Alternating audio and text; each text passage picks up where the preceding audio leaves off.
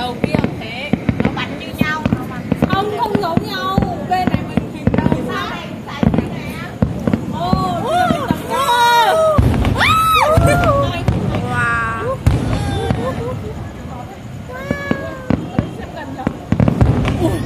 Xem sướng. Ôi ôi, Đông Lâm rồi. Đông Lâm với Trung Lâm rồi.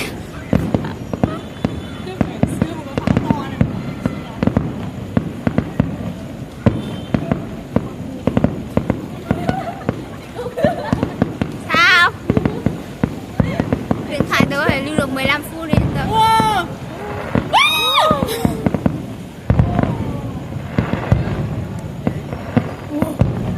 Như kiểu nó bắn lồng vào nhau rồi cái mấy cái kia nó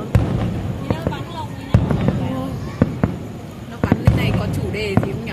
Tức là không biết rồi, nhưng mà những cái bông pháo này nè giống như trình diễn pháo hoa nghệ thuật ở Đà Nẵng ấy. Thế nó bắn Đà Nẵng hay nó bắn ở sông Hàn? Wow. Nào về cho phải uống xe đẹp đấy. Đầu kéo dẫm. Cho bọn trẻ con đi trước đi cho nó xem. Còn đây kia không xem được. Đây sang đây này. Chị ra đi.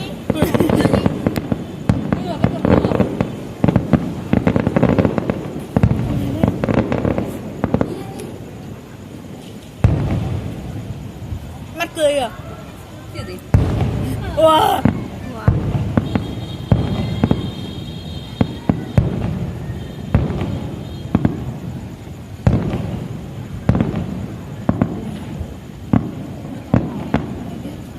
Mưa to. Mờ nhỉ? Trời đẹp ấy.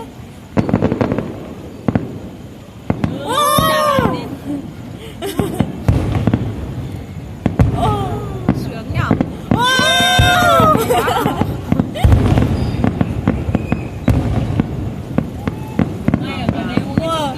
Wow.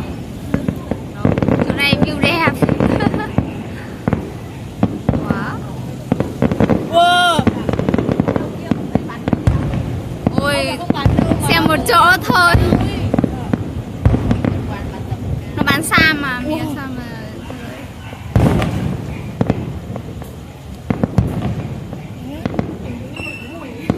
Khét à? Trong mình học tổ Trung Quốc mà.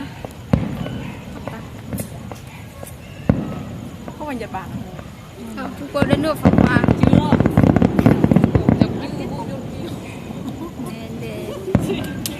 Chưa.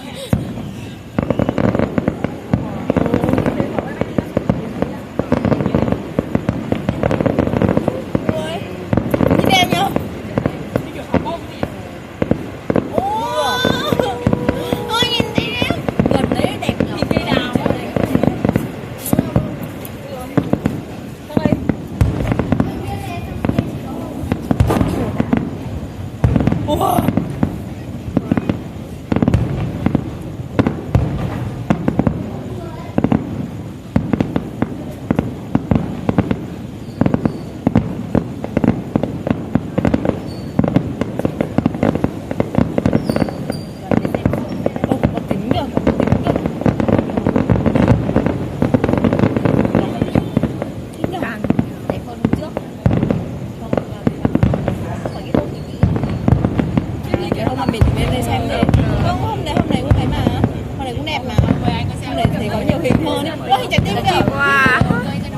Xem ở dưới giống như nó rơi vào mình. Trái tim kìa. Xem ở dưới phải ngước lên, xem ở tầm này đẹp nhất nhỉ? Không, thị trường chỉ thấy lần trước có lần sáng rực trời.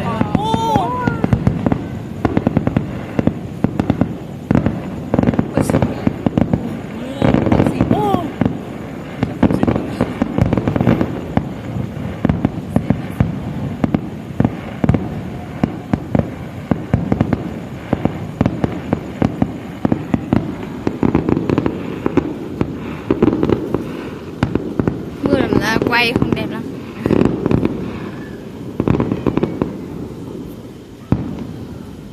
Hết đâu. 15 phút mà. Wow.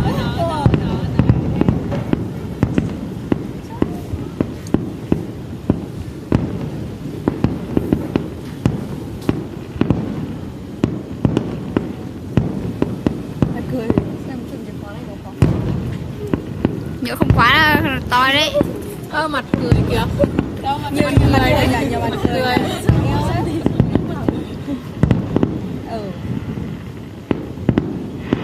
Nhưng mà được chỉ có cái hình cá lên.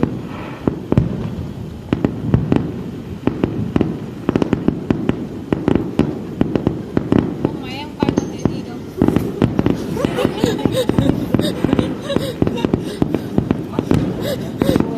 Nhìn bên này đấy.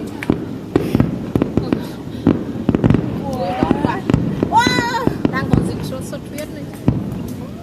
Chắc không sao đâu. Nó lên lúc nào nhỉ? Mình không thấy nhỉ? Đây này. Nó đang lên đấy rồi. Không, những cái lên đấy thì nó bắt đầu nở ra mình thấy chứ cái cao nó lên. Những cái pháo cao phải đi với tốc độ rất là nhanh nhá.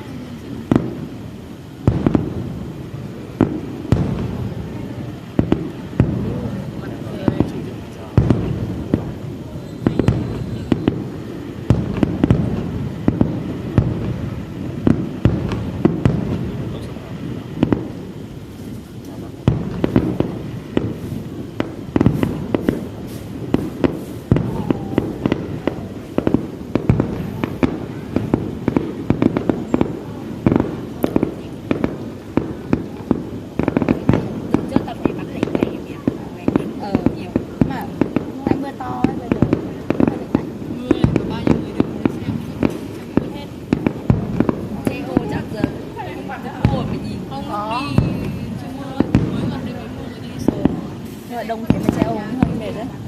Nhưng mà bắn thì phải cô lại mà nhìn chứ đúng không? Wow.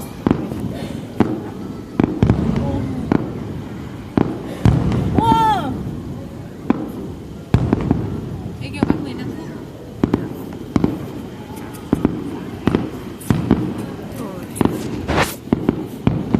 Hình gì ấy nhỉ? 15 phút rồi tốn khó lắm. Giống kiểu thì trái tim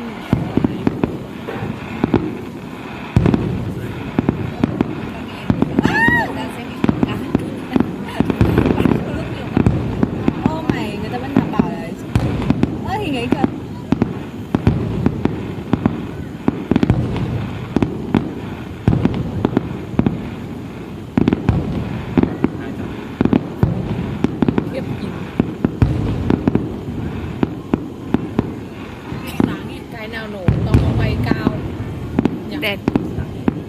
Wow. gần quá. Tưởng nó bắn gần mình luôn nhỉ?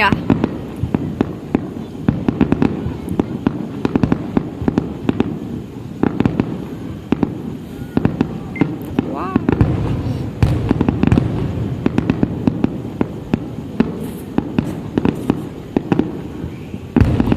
Cái đống này chắc chiếm mấy gì mình.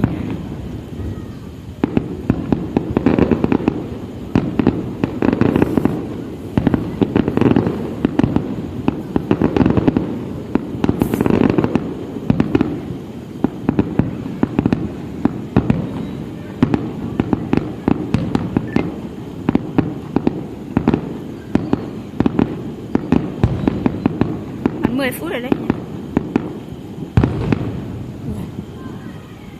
Wow. Wow. Wow. Hết rồi. Wow.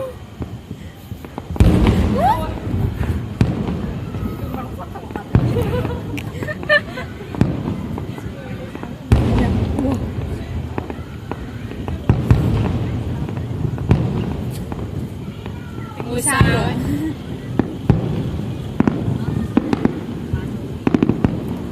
Bắn pháo này bọn chó sợ lắm nhìn.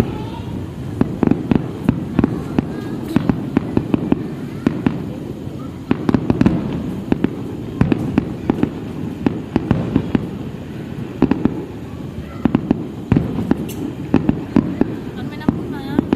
Đang xem có bắn đâu. Sao lại trong 10 năm mà không phải 20 nhỉ? Không phải 1 tiếng. Tinh à.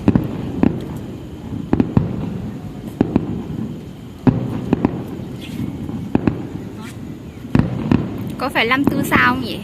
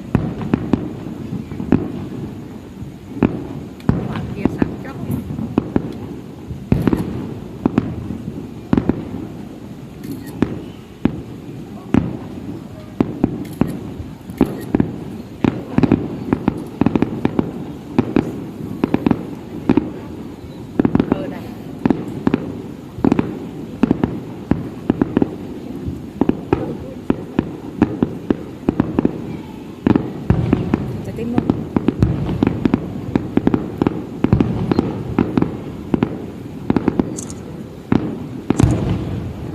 Nó mà bắn liên tục phải chuẩn bị kết thúc. Hết rồi. Wow. 12 phút rồi mà.